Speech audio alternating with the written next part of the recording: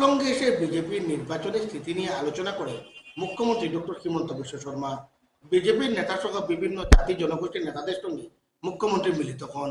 সভা শেষে ডিমাহাসাও পার্বত্য স্বশাসিত পরিষদের সিএম দেবলাল গান্ডুসা ও হাফলংয়ের বিজেপি প্রার্থী রূপালী লাংটাসাকে পাশে বসে আগামী নির্বাচনের রূপরেখা তুলে ধরেন রাজ্যের মুখ্যমন্ত্রী।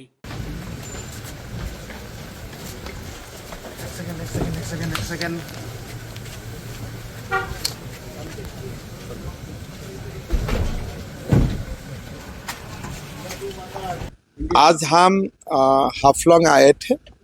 कल हमारे उम्मीदवार रूपाली लांगटासा नामांकन देने जा रहा है विधानसभा के लिए, तो उनको मैं गुड विशेस देने के लिए आया था और साथ में हमारा जितना एपेक्स बॉडीज है उनका साथ भी विचार विमर्श किया और हमारे जो इलेक्टेड एमएससी है, ईएम है, डिस्ट्रिक्ट पार्टी का ऑफिस बियरर है, प्रेसिडेंट है, सबका साथ एक साथ विचार विमर्श किया।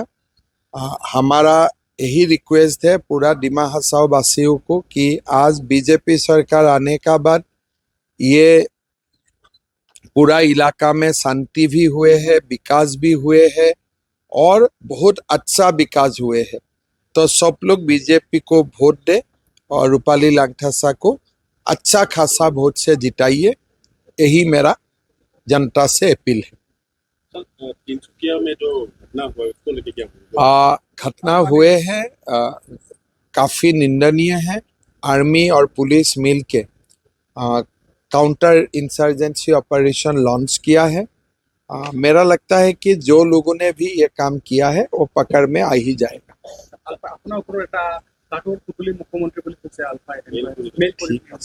কোনো प्रॉब्लम नहीं।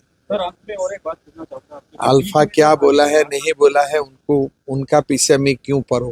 हाल में जो असम गवर्नमेंट और तुर्की और मार्च मास के बीच में जो ये एग्रीमेंट हुआ है, तो इसको लेकर डिमा हसाओ डिस्ट्रिक्ट में खास इसको लेके समझ नहीं पा रहे। कोई समझ नहीं है। ये अपना ही बात है कि जब 125 अमेंडमेंट होगा, जब भी कोई होगा, तब हम लोग सब कम्युनिटीज का साथ बैठ के एक जो लोगों को काउंसिल में जगह नहीं है उनको भी जगह देना है, जो पहले जगह है उनको भी थोड़ा बढ़ाना है। मिलजुल के हम लोग जो नया अगर बढ़ते हैं, अभी 28 सीट है, बढ़ने से 40 सीट होगा, ये 12 सीट मिलजुल के हम लोग को डिस्ट्रीब्यूट करना है।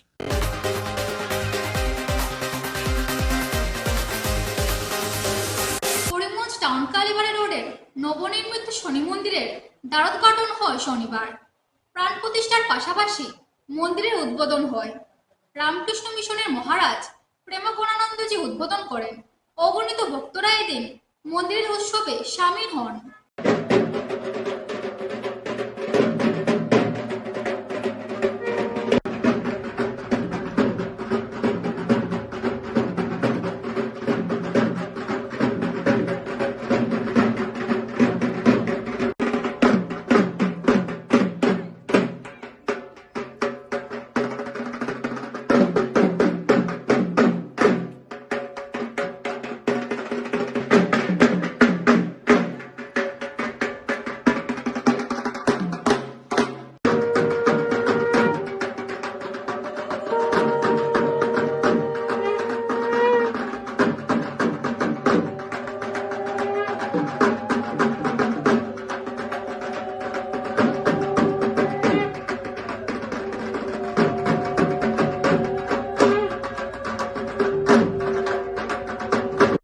ধন্যবাদ জানাই যে আমাকে এই শনি মন্দিরের যারা কর্তৃপক্ষ তারা আমাকে এখানে এই মন্দিরের দ্বারোদ্ঘাটন এবং শ্রী শ্রী শনিদেবকে অর্ঘ্য দেওয়ার জন্য ডেকেছেন, আমাকে যোগ্য মনে করেছেন, আমাকে সুযোগ করে দিয়েছেন। আমরা জানি যে আমাদের যে গ্রহ দেবতাগুলি আছেন তার মধ্যে শনিদেবের প্রাধান্য আছে এবং শনিদেব যখন কোথাও থাকেন প্রায় 2.5 বছর থাকতে পারে। সেই জন্য গ্রহ অন্যেরা যেমন খুব দ্রুত চেঞ্জ হতে থাকে, তার মধ্যে শনি এবং বৃহস্পতি এরা দুটো দিয়ে আছে, তার মধ্যে শনি সবচেয়ে থেকে বেশি। আমরা বুঝি না, আমরা বলি শনি দশা করেছে, এরকম হয়েছে, আসলে তা না। শনিদেব তিনি হচ্ছেন কর্মফল দাতা। তাই আমরা যেই কর্ম এখানে করি সেই কর্মের ফল কিন্তু আমরা দ্রুত পাই। যখন শনির দশা মানুষের থাকে, বলে না শনির দশা মানে সুকর্ম করলে তার সুফল পাবে এবং দ্রুত পাবে। শনিদেবের এটাই হচ্ছে প্রধান বৈশিষ্ট্য, তিনি কর্মফল দেন এবং খুব দ্রুত দেবে। ভালো কর্ম করতে হবে। হ্যাঁ, আমাদেরকে হয়তো মন্দ দিকে নিয়ে যেতে পারে, কারণ আমাদের মনটা সবসময় ভালো মন্দের মধ্যে দোদুল্যমান থাকে।